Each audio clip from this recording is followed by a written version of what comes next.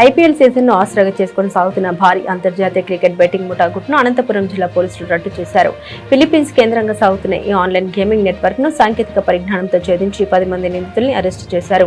Philippines వేదికగా dream play app ద్వారా ఇదంతా కొనసాగుతున్నట్లు గుర్తించారు. కళ్యాణదుర్గం ప్రాంతంలో ఆకస్మిక దాడులు నిర్వహించిన పోలీసులు 10 మంది నిందితుల్ని రెడ్ హ్యాండెడ్ గా పట్టుకున్నారు. ఈ ముఠాకు ప్రధాన సూత్రధారి శివాని వ్యక్తి. అతడు ప్రస్తుతం ఫిలిప్పీన్స్ నుండి ఈ కార్యకలాపాలు నిర్వహిస్తున్నారు. ప్రస్తుతం అతడు పరారులో ఉన్నాడు. ఇండియాలో సేకరించిన సిమ్ కార్డులను ఎవరికి అనుమానం రాకుండా కార్గో జీన్స్ ప్యాంట్ల జేబుల్లో దాచి ఫిలిప్పీన్స్ కు పంపేవారు. స్థానికులకు ఆశ చూపి ఒక్కో బ్యాంక్ ఖాతాకు 10,000 చెల్లించి వారి పేర్లతో ఖాతాలు తెరిపించేవారు.